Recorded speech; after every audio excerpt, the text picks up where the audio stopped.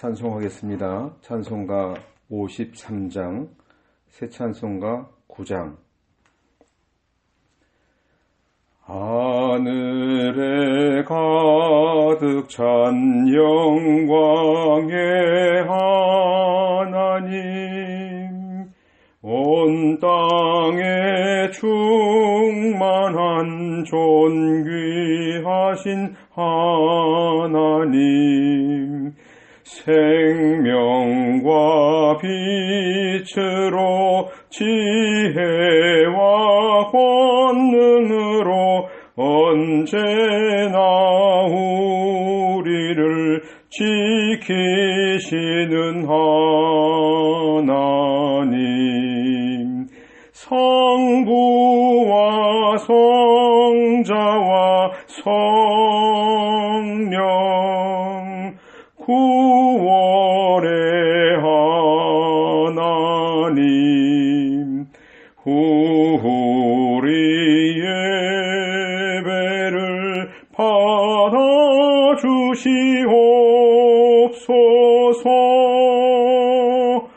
사랑이 넘치는 자비하신 하나님, 은혜가 풍성한 구원의 하나님, 참회의 심령에 평안을 주옵시고 죄악의 허물을 용서하여 주소서.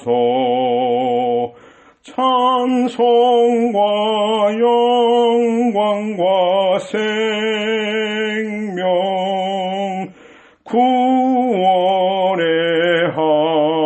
하나님, 우리 예배를 받아주시옵소서.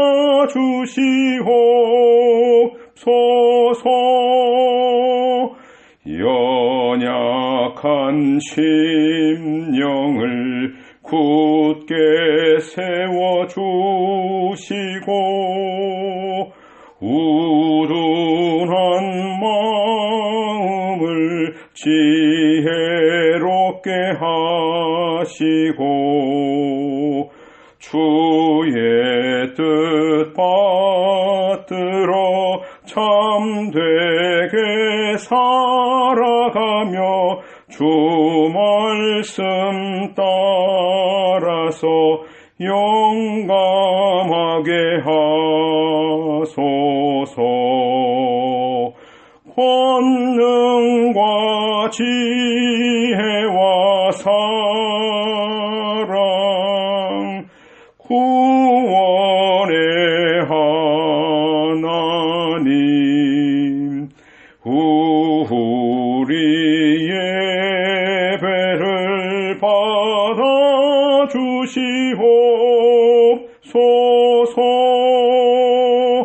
주 앞에 나올 때 우리 마음이 기쁘고 그 말씀 힘되어 희망 솟아오른다. 고난도 슬픔도 이기게 하옵시고 영원에 잇대어 살아가게 하소서.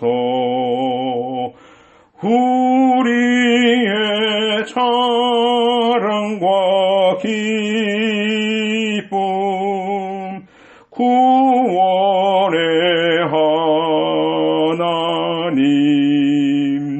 우리 예배를 받아주시옵소서.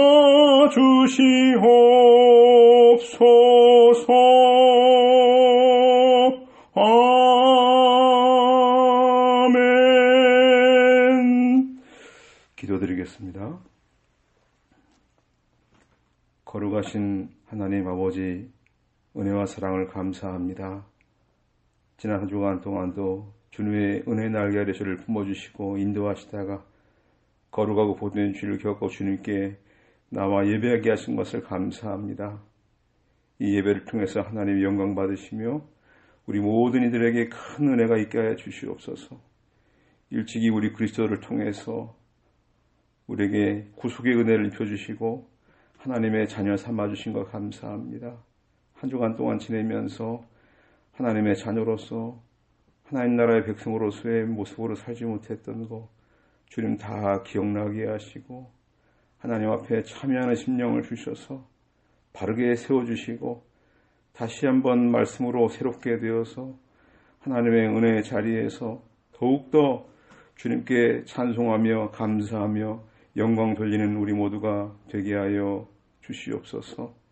이 시간도 주님 찾아오셔서 귀한 말씀을 통해서 음성을 들려주실 때 이 말씀들이 잘 깨달아지게 하시고 영의 눈이 열려서 하나님의 영광을 바라보며 우리가 어떻게 살아야 될지 어떠한 자인 것을 깨닫게 해주시고 우리 발에서 신을 벗고 낮아진 자리에서 우리가 거룩한 땅에 선 것을 발견하게 해주시고 각자 있는 처소에서 이 거룩한 삶을 삶으로 말미암아 하나님께 영광 돌리는 우리 모두가 되게 하여 주옵소서. 예수님의 이름으로 기도드립니다. 아멘. 하나님 말씀 빌립보서 2장 25절로 30절까지입니다. 제가 봉독하겠습니다. 나는 나의 형제이며 동역자이고 함께 군사된 자이며 또한 너희의 사신으로 내게 필요한 것을 도와주는 자인 에바브로디도를 너희에게 보내야 할 필요가 있다고 생각하였다. 그가 너희 모두를 늘 사모하고 있으며 또 자신이 병들었다는 것을 너희가 들은 줄 알고 늘 근심하고 있기 때문이다. 그가 병들어 거의 죽게 되었으나 하나님께서 그를 긍휼히 여기시고 또한 나도 긍휼히 여기셔서 내가 근심 위에 근심을 갖지 않도록 하셨다. 그러므로 내가 그를 급히 보낸 것은 너희가 그를 다시 보고 기뻐하게 하고 내 근심도 덜려는 것이다. 너희는 주님 안에서 모든 기쁨으로 그를 영접하고 이런 이들을 귀하게 여겨라. 이는 그가 그리스도의 일 때문에 거의 죽을 뻔하여서도 자기 목숨을 돌보지 아니한 것은 너희가 나를 섬기는 일에 부족한 것을 그가 보충하려고 하였기 때문이다. 아멘. 오늘 읽은 본문 말씀 빌립보서 2장 25절로 30절까지의 말씀을 중심으로 에바브로디도를 먼저 보내기로 결심함이라는 제목으로 진리를 증거하겠습니다. 많은 은혜 받으시기 바랍니다. 바울 사도는 감옥에 갇혀 있으면서 육체적으로는 매우 고통스러운 상황에 처해 있었습니다. 어떤 판결을 받게 될지 알 수 없는 상황입니다. 그런 가운데서도 주 안에서 주님과 교통하면서 이 성령의 감동을 받아서 디모데를 빌립보 교회 이 성도들을 위해서 파송하기로 결심했다고 했죠. 예수님을 믿는 믿음을 지식으로만 가르쳐 주는데 머물지 않았습니다. 실제 이 그리스도의 이 삶이 어떤 것인가, 그리스도인으로서의 삶, 예수 믿는다는 것이 어떤 것인가를 실제 삶을 통해서 보여주려고 이 바울 사도는 자기를 본받아서 이렇게 거룩한 삶을 살아온 디모데를 보내기로 결심을 한 것입니다. 이 복음에 합당한 삶이 어떤 것인가를 보여주기에 이 디모데가 가장 적격 인물로 인정을 한 것이죠.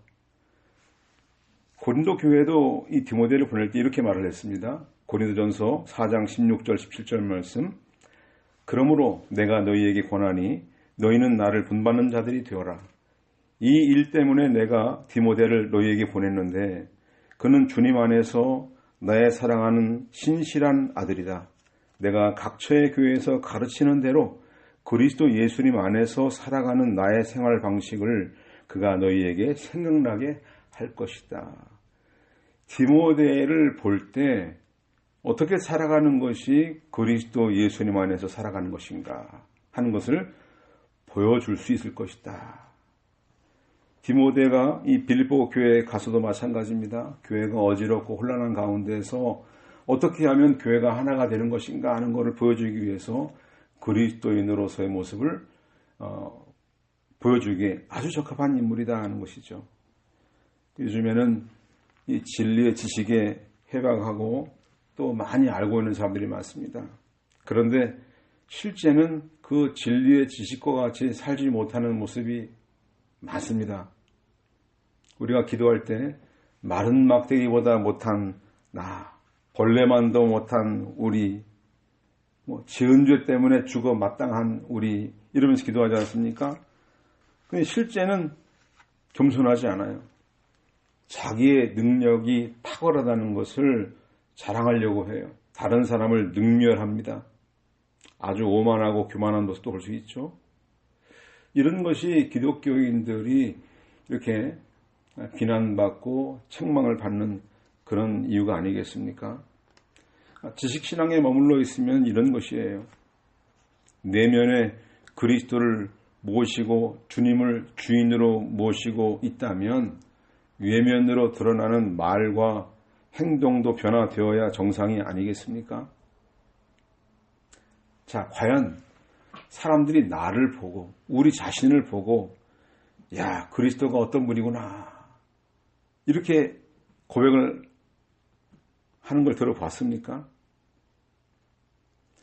이 빌립보 교인들에게 그리스도인들이 사는 존재의 이유가 무엇인가? 이거는 그리스도 때문이다. 그리스도를 닮는 일이고 그분을 닮아 온전히 겸손해지고 그러한 낮아진 삶을 살도록 이 진리의 지식을 가르쳐 주었던 것이죠. 이제는 그리스도를 닮은 사람의 그 실체가 어떠한 모습인가 이거를 디모데를 보고 좀 깨달아라. 그것이 어떻게 보면은 이 빌립보 교회에 디모데를 보내는 근본적인 그 동기라고 할 수 있을 것입니다. 그런데 자, 오늘 본문을 보면은 디모데보다 에바브로디도를 더 먼저 급하게 보내게 되었다고 말을 합니다. 자, 에바브로디도는 어떤 인물인가요? 25절 나는 나의 형제이며 동역자이고 함께 군사된 자이며 또한 너희의 사신으로 내게 필요한 것을 도와주는 자인 에바브로디도를 너희에게 보내야 할 필요가 있다고 생각하였다. 자, 에바브로디도는 바울 자신에게 형제와 같다고 했고요. 동역자라고 했고 함께 군사된 자이고 빌립보 성도들에게는 사신 곧 보냄받았다는 것이에요. 심부름꾼으로 보냄받았다. 누구를 위해서? 바울 사도를 섬기는 심부름꾼으로 보냄받은 사람이 바로 에바브로디도다. 그래서 이 25절 말씀을 통해서 에바브로디도가 어떤 인물인가 하는 것을 좀 살펴봐야 되겠어요. 자, 에바브로디도가 형제라고 그랬죠. 첫 번째, 이거는 그리스도 안에서 같은 믿음을 가지고 있는 한 가족이다. 이런 말이에요. 단지 혈통적으로 가족이나 형제가 아니라 믿음으로 한 가족이 되었다는 뜻이죠. 그러니까 같은 일을 하는 동료 관계가 아닌 거예요. 그 이상이죠. 우리가 형제하면 얼마나 가깝고 친밀합니까? 형제들이 하는 말에 실수가 있더라도 무슨 잘못이 있거나 좀 부족한 것이 있더라도 그냥 다 넘어가지 않습니까? 그게 형제예요. 형제.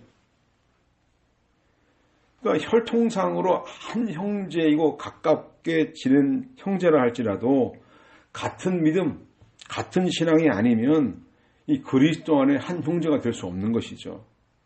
자, 예수님께서는 누구를 형제라고 이렇게 불렀습니까? 자, 예수님이 무리들에게 말씀을 가르치고 계실 때 그 어머니 마리아와 그 예수님의 형제들이 예수님을 만나려고 찾아왔어요.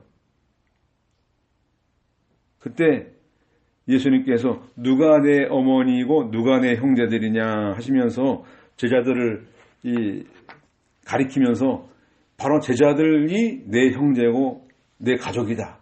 이런 말씀을 하셨죠. 마태복음 12장 48절 보아라 내 어머니와 내 형제들이다. 누구든지 하늘에 계신 내 아버지의 뜻을 행하는 자가 내 어머니와 내 형제들이다. 누구든지 하늘에 계신 내 아버지의 뜻을 행하는 자가 내 형제요 자매요 어머니이다.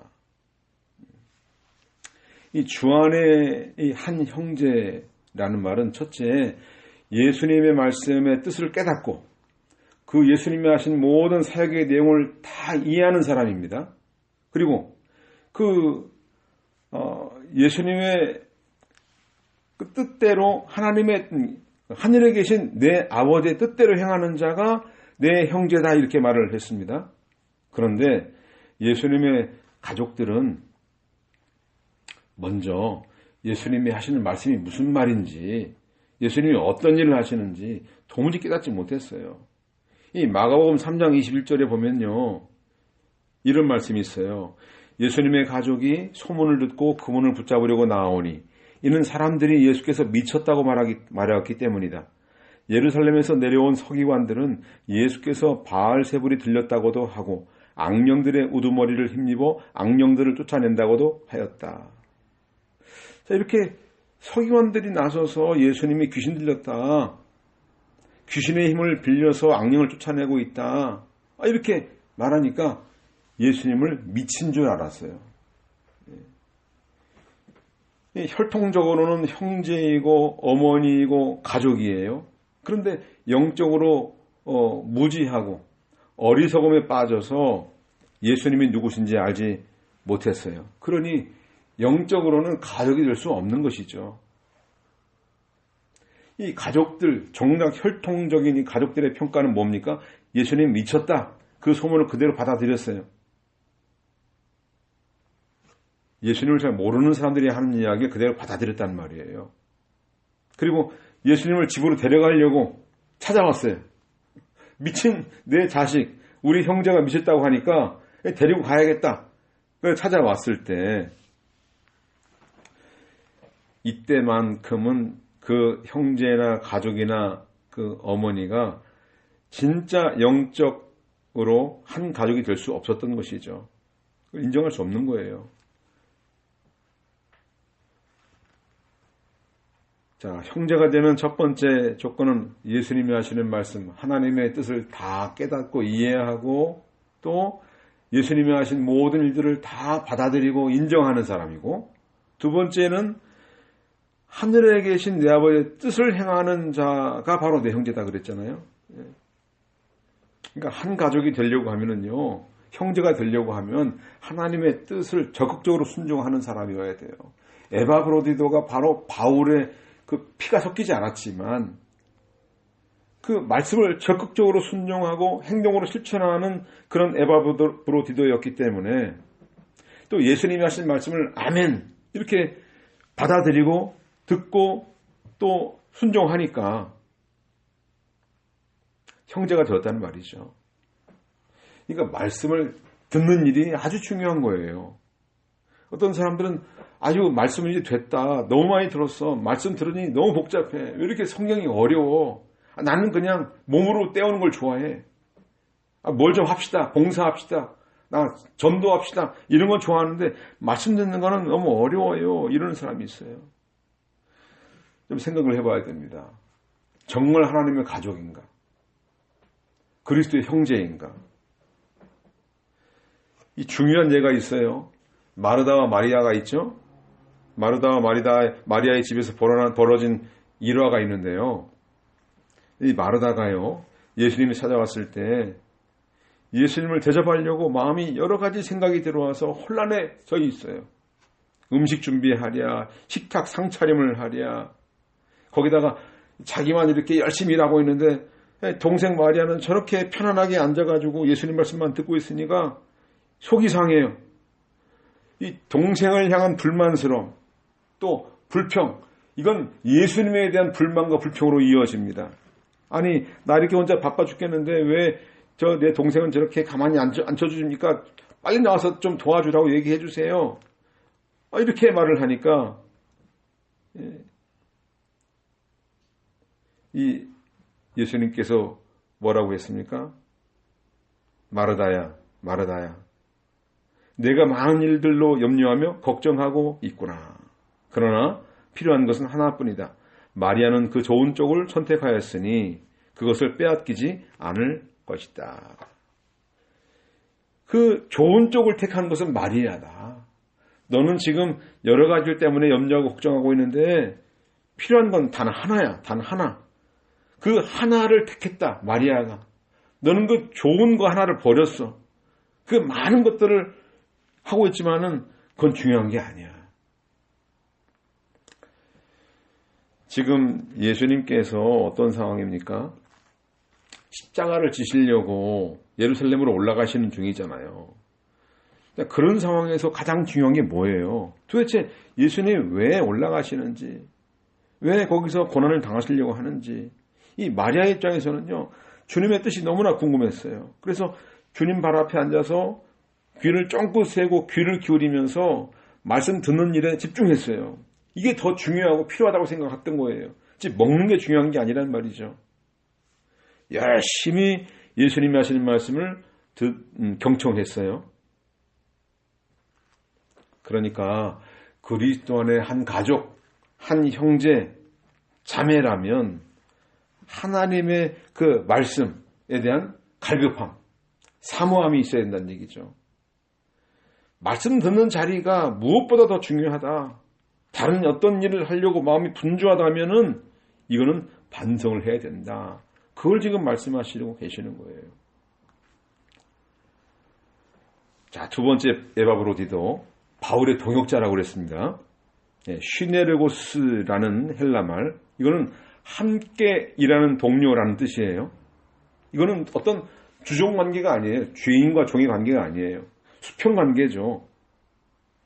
그의 신분이나 경력이나 학력이나 나이가 아무런 상관이 없어요. 그냥 동등한 입장에서 같은 뜻, 같은 목적을 위해서 일하는 동료 관계라는 말이에요. 이 슈네르고스라는 말이. 자, 이게 어떤 사람이 동역자인가? 자, 바울 사도가 생각하는 교역자는요, 첫 번째는 함께 수고하고 함께 고난받는 사람이에요. 로마서 16장 3절 말씀을 참조하시고요. 두 번째는 하나님 나라를 위해서 함께 일하는 사람이 동역자예요. 골로새 4장 11절 참고하시고요. 세 번째는 진리를 위해서 함께 수고하는 사람이 바로 동역자다. 요한 3서 1장 8절 말씀을 참고하시면 되겠습니다. 이렇게 함께 수고하고 함께 고난받는 사람, 하나님의 나라를 위해서 함께 일하는 사람, 세 번째 진리를 위해서 함께 수고하는 사람, 이런 사람이 동역자인데요. 뭐 동역자의 관념에 대해서 이렇게 저렇게 설명하기보다도 로마서 16장을 보면요, 이 동역자가 어떤 존재인가 하는 것을 우리가 깨달을 수가 있어요. 이 16장을 쭉 1절부터 읽다 보면은요, 참 가슴이 뜨거워져요. 얼마나 감동이 되는지 알 수 없어요. 야, 바울 사도의 사역이 결코 혼자 한 것이 아니었구나. 바울의 동역자가 없었다면 이 이방인의 사도의 사명을 어떻게 감당했을까? 동역자가 없으면요, 그 사명 감당 못할 겁니다. 이 16장 1절과 2절에 보면요, 이 베베 자매가 나와요. 베베 자매, 여성이죠. 이 겐그라에 있던 많은 그리스도인들과 바울 사도의 보호자라고 그랬어요. 이 보호자라는 것은 든든한 후원자라는 뜻이죠. 자, 16장 1절에 보면은, 여기에 2절에 보면은 그 여자가 여러 사람과 나의 보호자가 되어주었기 때문이다. 이렇게 말을 했어요. 그러니까 겐그라에 있던 많은 그리스도인들이 이 베베가 없었다면은 굉장히 어려웠던 상황인 것이죠. 든든한 후원의 손길이 없다면 이 바울 사도의 사역은 할 수 없었던 것이에요. 보호자니까 얼마나 든든하겠습니까? 필요한 모든 것들을 다 공급해 주죠. 자, 빌립보 교회가 세워질 때에도 자주옷감 장사 루디아라는 여성이 굉장히 중요한 역할을 했어요. 자, 이 16장 3절과 4절에 보면요. 로마서 3절과 4절에 보면 브리스가와 아굴라, 이거 뭐 유명하지 않습니까? 뭐 잘 아실 거예요. 이 브리스가는 여성이고 아굴라는 남성이에요. 여성을 남성 앞에 세웠잖아요. 그만큼 브리스가라는 여성이 중요한 역할을 했던 것이에요. 이 두 사람은 천막 만드는 사람을, 천막을 만들어 파는 사람이었거든요. 그런데 로마에서 추방당했어요. 그래서 고린도에 2주에 살면서 거기서 일을 하고 있었는데 바울 사도를 만난 거예요. 그래서 이 바울 사도에게 복음을 받고 이 진리를 듣다 보니까 이 바울 사도가 너무 존경한 거예요. 그래서 이 바울 사도가 위험한 일을 당했을 때 바울을 구하려고 자기 목숨까지 내놓았던 사람들이라고 그랬어요. 여기 보니까 4절에 보니까요. 그들은 나의 목숨을 위하여 자신들의 목을 내놓았으니 나뿐만 아니라 이방인의 모든 교회도 그들에게 감사하고 있다. 이렇게 말을 하고 있어요. 굉장히 중요한 인물이죠. 그리고 이 두 사람은 바울과 함께 에베소까지 동행하기도 했어요. 그런데 이 부부가요, 물질적 후원도 했지만 복음에도 아주 등통했어요. 이 고린도 지역교회에서 활동했던 이 아볼로, 이 알렉산드리아 출신인데요. 알렉산드리아 하면 거기에 아주 큰 대학이 있어요. 학식이 풍부한 사람들이 공부하는 그런 지역이 알렉산드리아죠. 이 알렉산드리아 출신 유대인 아볼로, 성경에 능통한 학자예요. 그런데 브리스가와 아굴라가 그 아볼로 얘기를 듣다가 저 사람 내가 좀 더 가르쳐야겠다. 그래서 그를 데려다가 하나님의 도를 더 자세하게 가르쳐 줬어요. 그랬더니 이 아볼로가 예수가 그리스도이시다 라는 것을 확실하게 믿게 됐고, 그래서 이 아볼로가 아주 능통한 성경학자일 뿐 아니라 웅변가예요. 그러니까 얼마나 그 연설을 잘하겠습니까? 그래서 많은 사람 앞에서 예수가 그리스도이신 것을 힘있게 증거하게 되었다. 이게 바로 브리스가와 아굴라의 이 역할이 이렇게 중요했던 것이죠. 그러니까 물질 후원도 하지만 복음에도 능통했던 거예요. 성경에도 능통했던 것이죠. 이 사도행전 18장 24절부터 28절까지 참조하시기 바라요. 이렇게 바울의 동역자는요, 너무나 많아요. 여기 브리스가, 아굴라, 우르바노, 아까 베베, 디모데, 아볼로, 디도, 에바브로, 디도, 아리스타고, 마가, 유스도, 빌레몬.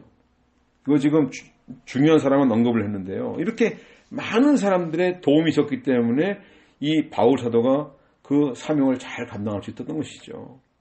자, 예수님에게도요, 동역자가 있었어요. 누가복음 8장 1절로 3절에 보면요, 이렇게 말씀해요.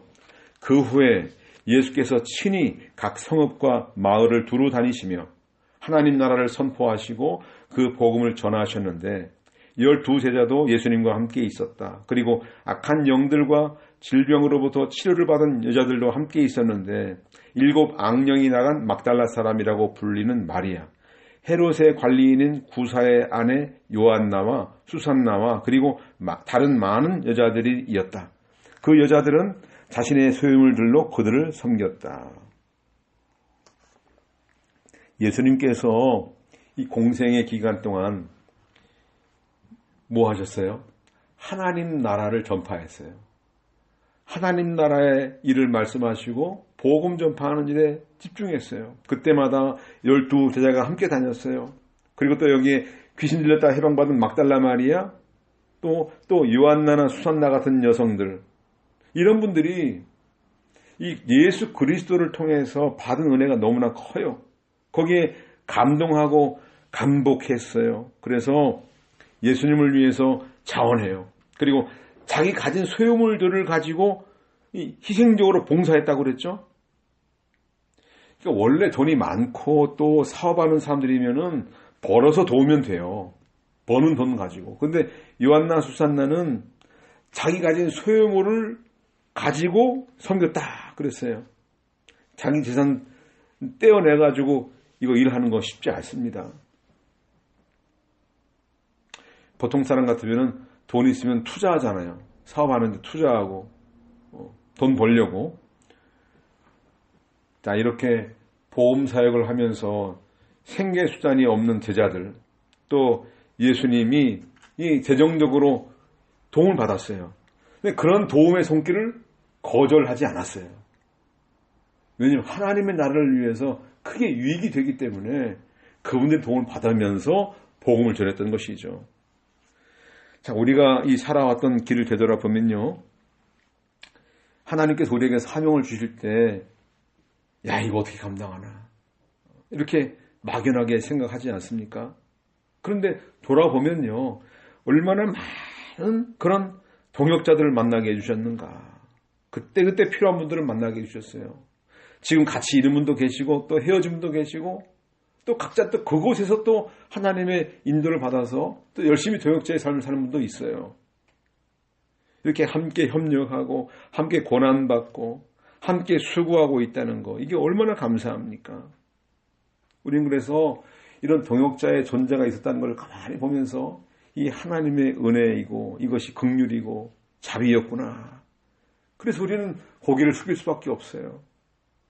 그리고 감동하게 되고요, 감격하게 됩니다. 자, 세 번째 에바브로디도는요, 군사된 자라고 그랬어요. 군사된 자, 군사, 싸우는 군인이란 말이에요. 군인.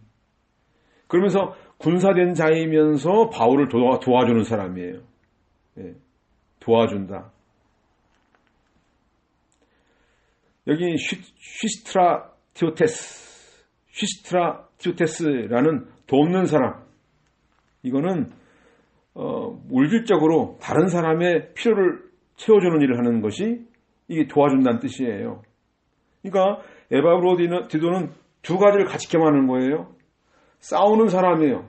어떤 싸움이에요? 총칼 들고 싸우는 거 아니죠. 영적 싸움이죠.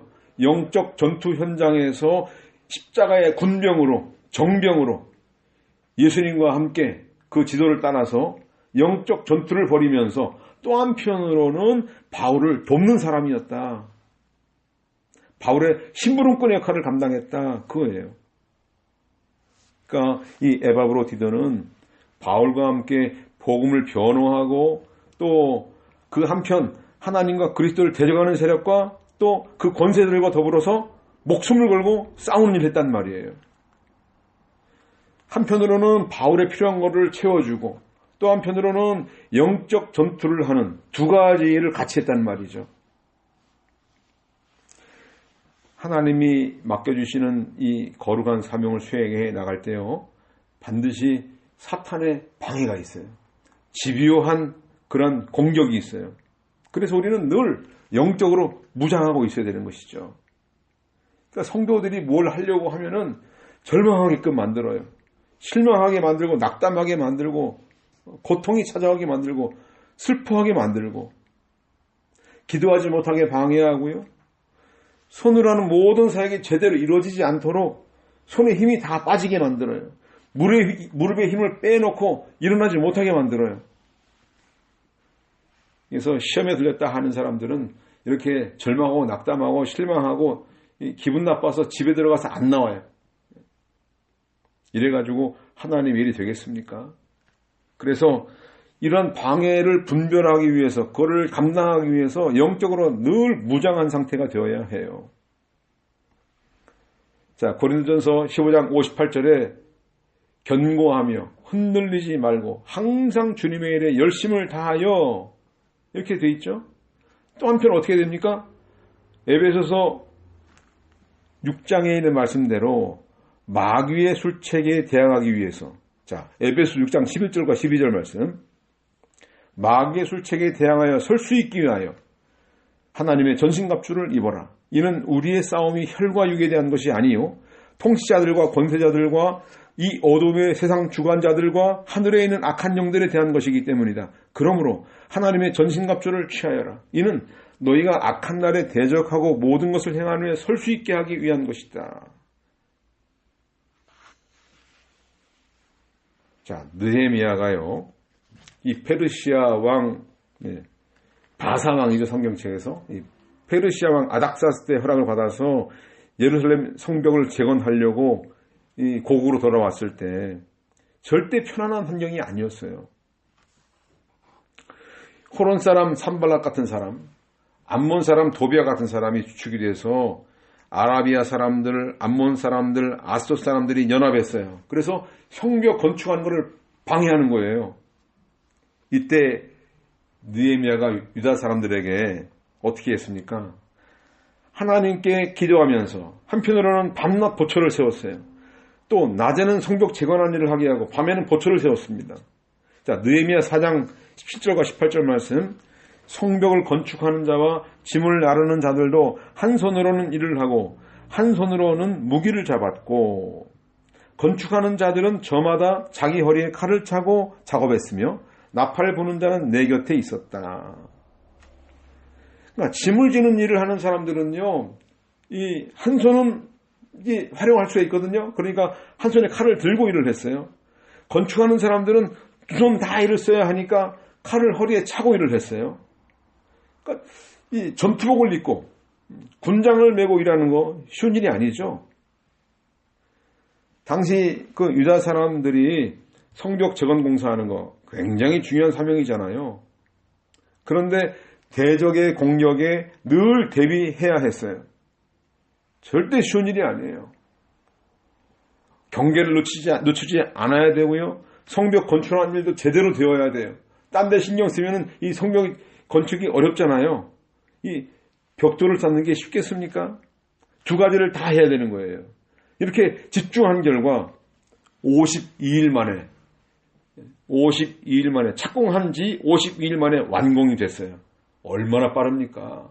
성벽 재건하는 일을 이렇게 정말 사명을 다해서 충성했죠. 그러니까 성도가 이 사명을 감당할 때 전신갑주를 입는 일을 해야 되는데 이거 등한히 하면요, 이 파죽지세로 몰려오는 이단들, 신천지, 하나님의 교회, 안상홍 증인회 있잖아요. 하나님의 교회. 전능한 하나님의 교회라는 게 또 중국에서 넘어왔어요.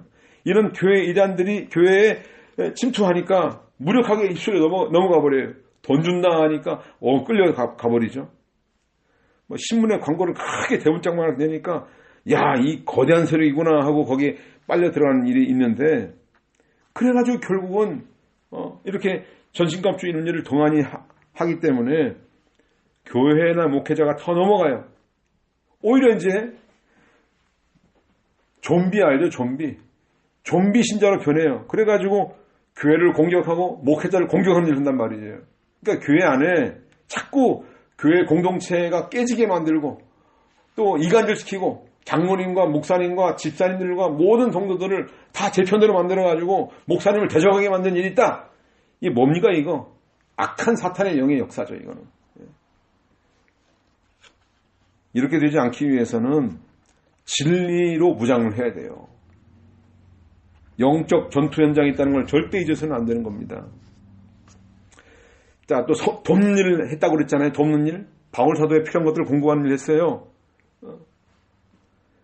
자, 우리가 이 각 교회에 어떻게 선교사님들이 해외에서 선교하다가 한국에 방문하는 때가 있습니다. 그때 그분들이 머물 수 있는 거처를 마련해주고 또 잠자리를 제공하고 음식을 제공하는 거, 또 필요한 것들을 제공하는 거, 얼마나 귀하고 중요한 사역입니까? 이건 거룩한 사역이죠. 건강이 나빠져서 댁에 와요. 몸을 돌보지 않고 일을 하기 때문에. 그러니까 병원도 없어서 치과 치료도 못하고요. 온몸에 질병투성이에요. 이분들을 치료해주고 또 돌봐주는 거. 굉장히 중요한 일이죠. 이 선교지에 나가 있으면요, 모든 것이 열악해요. 거기서 아이들 교육도 잘 안 되고요. 참 어려운 일입니다.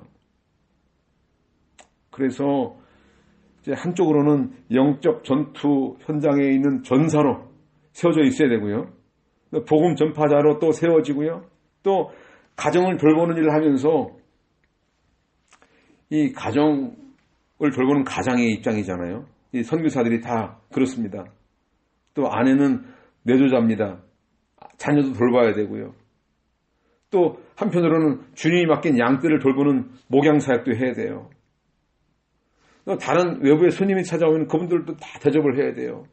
자, 이런 사역이 선교 현장에서 일어나는 일이 아니겠습니까? 얼마나 일이 많습니까? 그분들이 한국에 왔을 때 가장 최적의 상태는 아닐지라도 그분들이 다시 선교 현장에 나갈 수 있도록 여러 가지 도움을 주는 거 중요합니다. 쉼의 시간을 갖도록 공급해 주는 거, 쓸 것들을 공급해 주는 거 중요합니다. 밥 한 끼라도 대접하려는 마음이 얼마나 귀합니까? 자, 예수님이 말씀하셨습니다. 마태복음 10장 40절과 42절, 너희를 영접하는 자는 나를 영접하는 것이요 나를 영접하는 자는 나를 보내신 분을 영접하는 것이다. 선지자를 선지자의 이름으로 영접하는 자는 선지자의 상을 받을 것이요 의인을 의인의 이름으로 영접하는 자는 의인의 상을 받을 것이다. 내가 진정으로 너에게 말한다. 이 작은 자들 중 하나에게 제자의 이름으로 냉수 한 잔이라도 마시게 하는 자마다 결코 자기 상을 잃지 않을 것이다. 꼭 기억하시기 바라요. 이렇게 이 복음 사역에 힘을 쓰는 분들을 대접하는 일 굉장히 중요합니다. 자, 네 번째 에바브로디들은요, 자기 자신보다 성도들을 더 사랑하는 사람이었어요. 26절과 27절 말씀, 그가 너희 모두를 늘 사모하고 있으며 또 자신이 병들었다는 것을 너희가 들은 줄 알고 늘 근심하고 있기 때문이다. 그가 병들어 거의 죽게 되었으나 하나님께서 그를 긍휼히 여기시고 또한 나도 긍휼히 여기셔서 내가 근심 위에 근심을 갖지 않도록 하셨다. 자, 사랑하는 사람을 볼 수 없다는 거, 이거 큰 고통이죠. 괴로움이죠. 사랑하지 않는 사람들은요, 서로 안 보고 살아도 아무렇지도 않아요. 오히려 편안해요. 미워하는 사람들 맨날 얼굴 보면 얼마나 힘듭니까? 근데 사랑하는 사람들은 계속 보고 싶어요. 함께 있고 싶어 해요. 1시간도 아쉬워요. 2시간도 짧아요. 헤어지면 또 보고 싶고, 궁금하고, 문자로 또 주고받고, 목소리라도 듣고 싶어서 또 전화 또 걸어요. 그러다가 결국 결혼해서 한 지붕 아래 살지 않습니까? 에바브로디도 빌립보 교회 성도들을 그렇게 보고 싶어 했습니다. 이 에바브로디도의 사랑, 이게 어떻게 나타난 겁니까? 에바브로디도가 근심하기 시작을 해요. 왜요? 보니까 여기 성경 말씀 보니까 26절에 자신이 병들었다는 것을 너희가 들은 줄 알고, 빌립보 교회 성도들이 그 소식을 들었어요. 어떻게 들었는지 알 수가 없어요. 그런데 그 소식을 들었던 거예요. 에바브로디도는 바울 사도를 잘 대접하라고 또 섬기는 일을 하라고 보내준 사신이라고 했는데, 빌립보 교회에서 그렇게 귀하게 여기고 소중한 일꾼이 병들었다고 하니까, 그것도 27절에 보니까 그가 병들어 거의 죽게 되었으나 한 거 보니까 죽을 병인 거예요. 죽을 병. 이게 얼마나 그 빌립보 교회 성도들이 걱정을 하고 있겠습니까? 이 사람들은 보통 자기 사정이 안 좋다는 걸 자꾸 알리지 않습니까? 아프다, 어렵다, 힘들다 이야기하지 않습니까? 근데 자꾸 도움을 받으려고 해요. 그런데 이 에바브로디도는요, 자기 병든 사실을 알리지 말라고 그래요. 알리고 싶지 않았어요.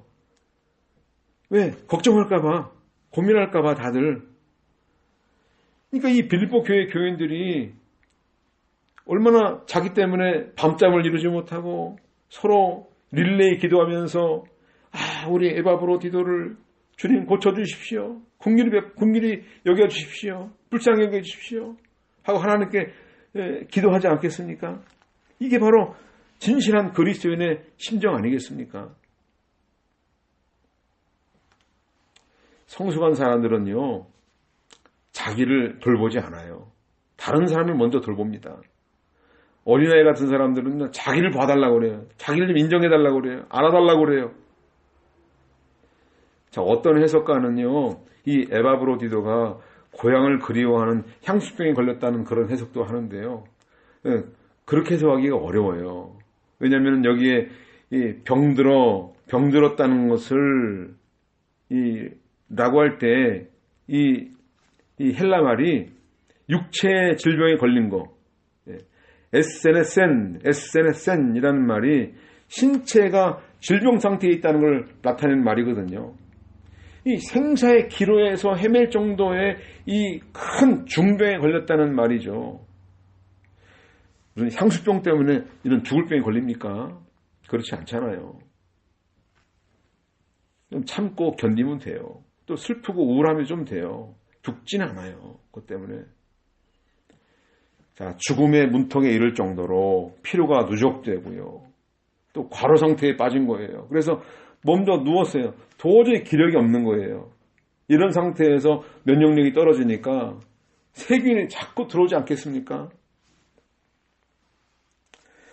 자, 26절, 27절에는요, 이렇게 이 에바브로디도가 얼마나 빌보 교인들을 사모하고 보고 싶고 그리워했는지, 얼마나 사랑하는지를 이 빌보 교회 성도들이 근심할까봐 근심하는 마음으로 이 사랑이 표현되었는데요.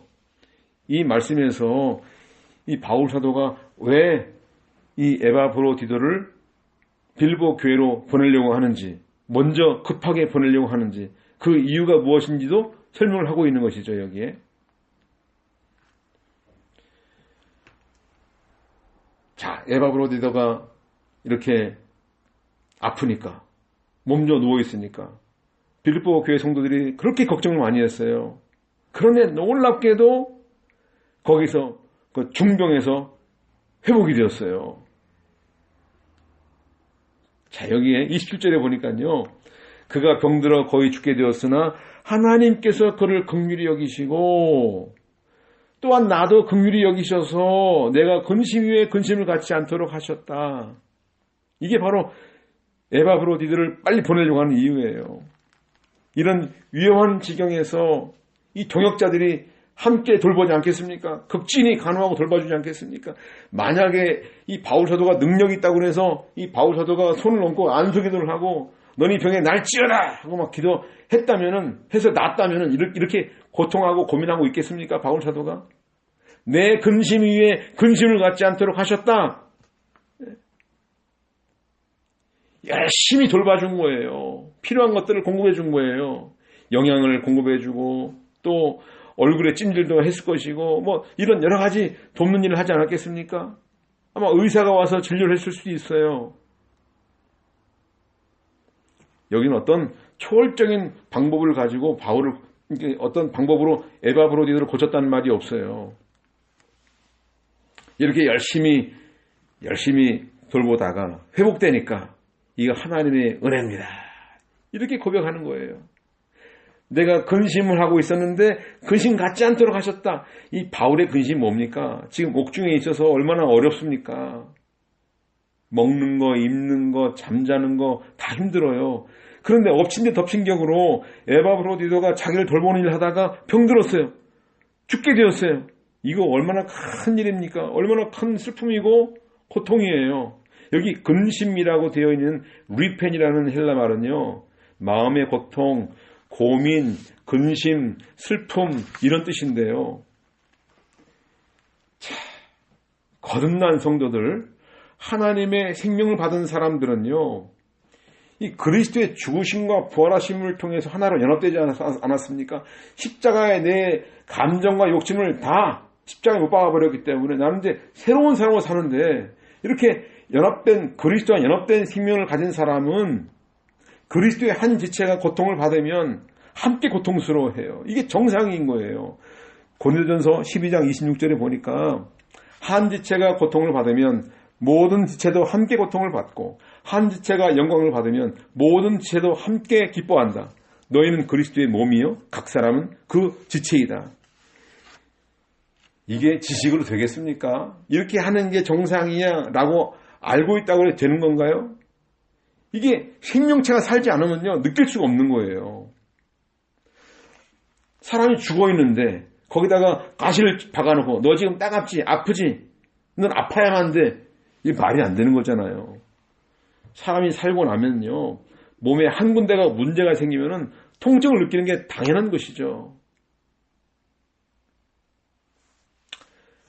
이렇게 다른 사람을 위해서 고통을 받고 힘들어하고 근심하고 이렇게 아파하는 사람들 하나님이 절대 그대로 내버려 두지 않죠. 왜? 우리가 고아가 아니기 때문이에요. 우리 자식이 어려움에 처해 있고 아파하고 뭔가 필요가 있을 때는 모든 걸 다 동원해서 막 도와주잖아요. 예? 응원하고 지지하고 격려주잖아요. 이 부모의 심정인 것처럼 이 에바브로디도를 하나님이 내버려두지 않고 긍휼을 베풀어 주신 것이에요. 또 에바브로디도가 이 중병에서 해방되니까 바울 사도도 고통에서 해방된 거예요. 이게 하나님의 큰 은총이다. 자, 우리가 잊지 말아야 될 거는요, 이 성도가 질병에서 해방되는 거, 이거는 전적으로 하나님의 뜻과 계획 아래서 이루어진다는 사실, 이거 잊으면 안 돼요. 내가 기도했더니, 기도원에 갔다 왔더니, 내가 약을 먹었더니, 내가 어떤 병원에 가서 거기서 치료받았더니, 이런 것이 물론 수단이 될 수 있지만 근본적으로 하나님의 은총이라는 사실, 이게 하나님의 섭리 가운데 이루어졌구나. 감사하는 거예요. 지금 당장 나를 치료해주는 의사 선생님이 천사처럼 보이지 않겠습니까? 선생님 덕분입니다. 할 수 있겠어요. 그런데 결국은 하나님이 그분의 손길을 통해서 나를 고치게 해주셨다는 것이죠.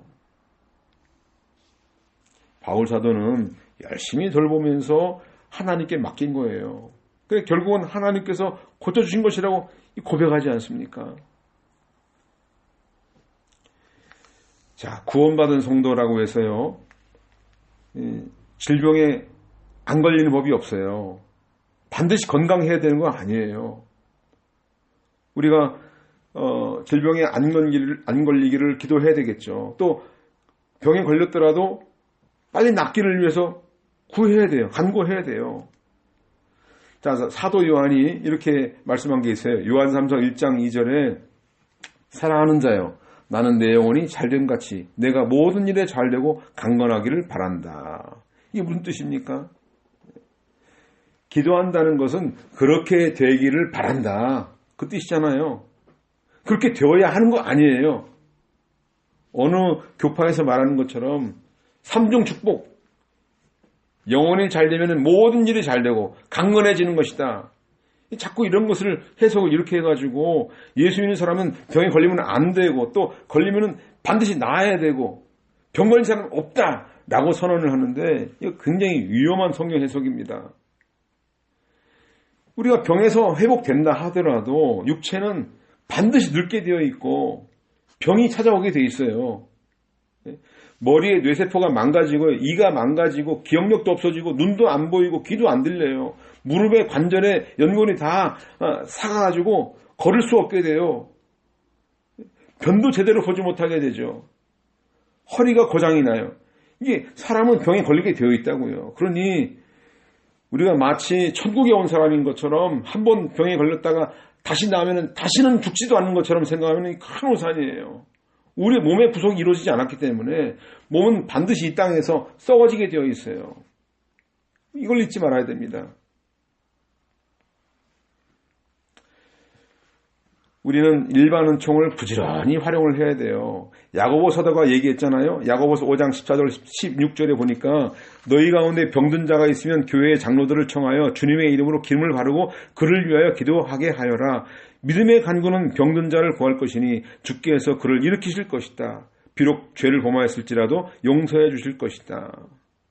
이렇게 병 걸렸을 때 해야 될 일은요, 열심히 기름 바르는 일 중요합니다. 교회 장로들을 통해서 기도해달라고 요청을 하고 또 주님의 이름을 가지고 기름 바르라. 이거는 예수님의 뜻을 구하면서 열심히 일반 은총의 것을 활용해라 이거예요. 뭡니까? 약 먹는 거, 진찰 받으러 가는 거, 의사 진료받고 주사 맞고 수술하고 치료받는 거, 입원하고 이거 다 일반 은총의 것들을 활용하는 거예요. 이렇게 의료 행위를 하면서 반드시 해야 될 거, 기도해야 된다. 장로들을 통해서 기도를 받아라 하는 것이죠. 함께 기도하는 거예요. 여기 교회 장로들이라고 했어요. 장로들. 이 교회 장로 한 사람이 아주 유명한데 이 사람 기도는 다 났는데 그 사람을 청해야 돼. 아니라 장로들을 청하라 그랬어요. 여러 사람들이 같이 연합해 기도를 하는 거예요. 이거는 내가 했다라고 하지 않게 하려고 하는 거예요. 내가 기도했더니 낫다. 이런 얘기 하지 않게 하려고, 자랑하지 않게 하려고. 하나님의 은혜라는 걸 고백하게 하려고 교회 장로들을 청하라는 것이죠. 열심히 기름 발라야 됩니다. 물론 히스기야처럼 죽을 병에 걸렸다가 이 썩어 들어가는 이 종초, 이 상처 부위에다가 무화과 열매를 반죽에 붙여가지고선 회복되는 역사도 있어요. 기적적인 역사도 있지만은 바울 사도처럼 육체의 가시를 위해서 3번 간구했는데 내 은혜가 내게 족하다 이렇게 응답하기도 한다는 것을 우리는 잊어서는 안 되고요. 병든 것도 하나님의 은혜고 병 낫는 것도 하나님의 은혜인 거예요. 이 육체의 연약함을 허락하는 거 이거 왜 이럴까요? 육체 질병 허락하는 거 그리스도께서 존귀하게 되길 바라는 거예요. 내가 약해져야 돼요. 내가 강해지면 내가 나타나거든요. 그리스도의 능력이 머물게 하려고 하는 하나님의 은혜 역사예요. 자, 병에 걸린 사람 자꾸 죄 때문이다. 이렇게 정죄해서는 안 돼요. 바울처럼 믿음이 큰 사람도 믿음의 유익을 위해서 하나님 나라의 영광을 위해서 이게 질병에 걸리게 내버려 두는 경우도 있는 것이죠. 고린도후서 12장 9절 말씀에 주께서 내게 말씀하시기를 내 은혜가 내게 족하다. 내 능력이 약한 데서 온전해지기 때문이다 라고 하셨다. 그러므로 나는 오히려 나의 여러 약한 것에 대하여 크게 기뻐하며 자랑할 것이니 이는 그리스도의 능력이 내 위에 머물게 하려는 것이다. 질병에 걸리는 것은요. 우리의 연약함을 깨닫게 하려는 것이고 연약한 상태에서 그리스도를 존귀하게 하려고 하는 하나님의 은혜 역사예요. 자, 에바브로디도 5번째 어떤 사람인가? 다른 사람에게 영적 유익을 주는 사람이에요. 28절 30절 그러므로 내가 그를 급히 보낸 것은 너희가 그를 다시 보고 기뻐하게 하고 내 근심도 덜려는 것이다.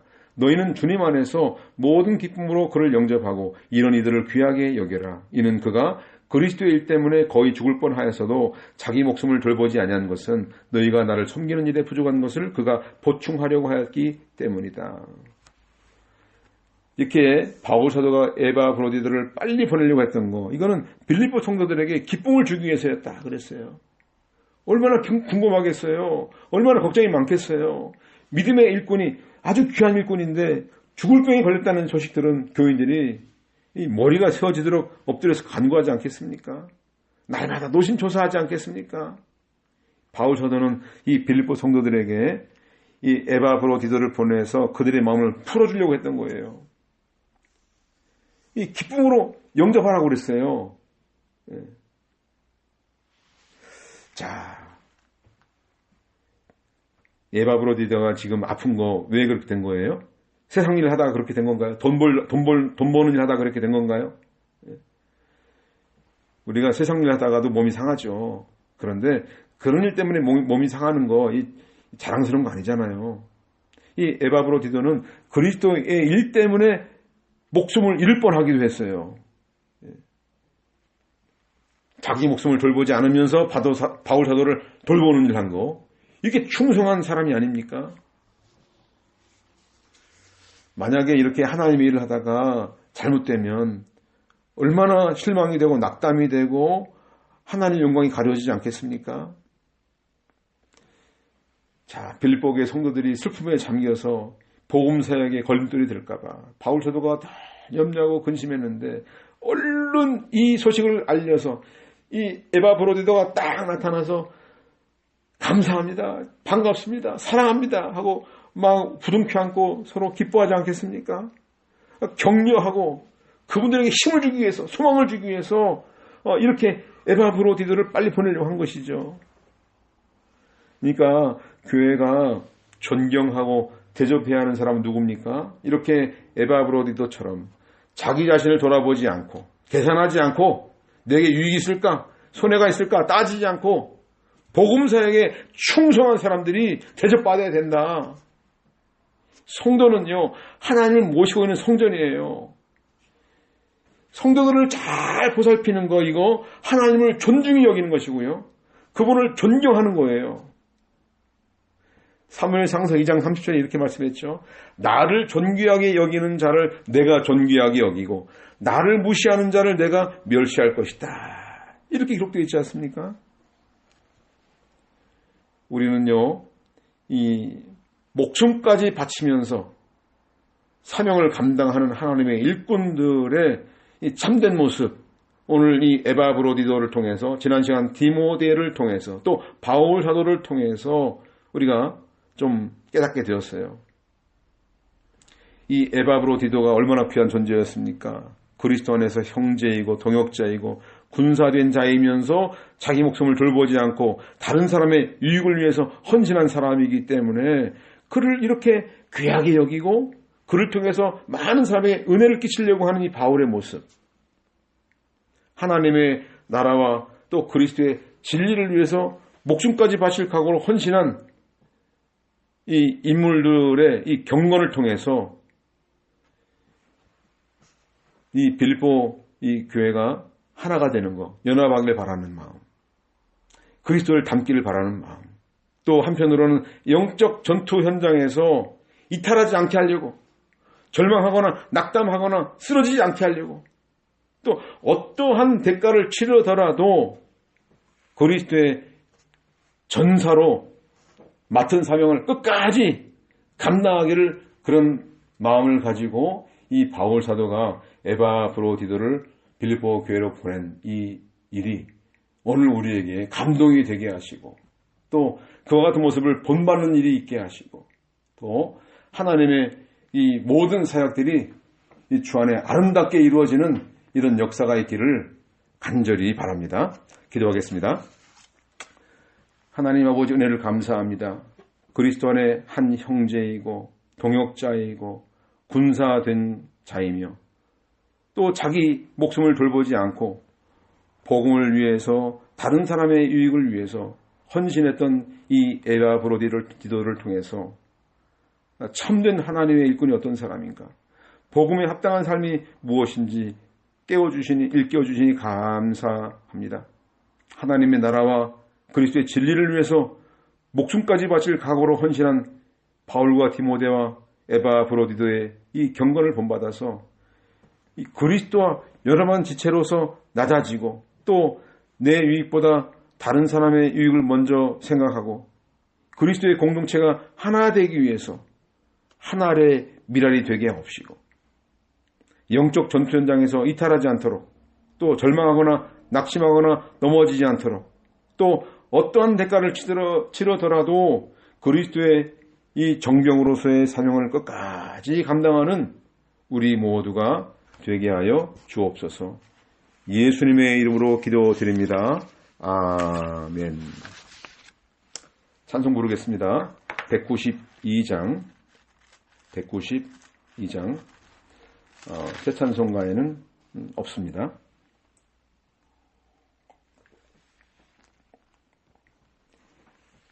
영원히 죽게 될 내 영혼 구하려 주께서 십자가 지셨네. 우리의 죄악을 용서해 주시려 갈보리 험한 길 가셨네. 나의 죄 사했네, 나의 죄 사했네. 주님이 지신 십자가로 우리 주 예수님 날 대신하시고 죄 없이 십자가 지셨네.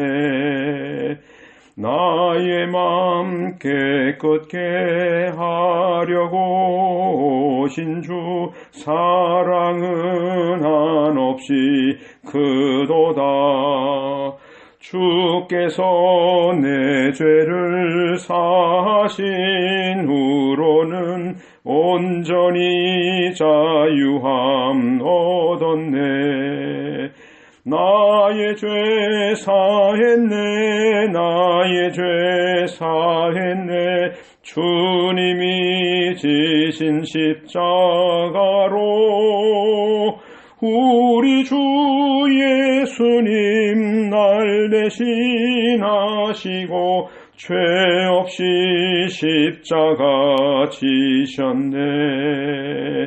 언제나 주님의 능력을 힘입고 이 세상 기쁘게 살겠네.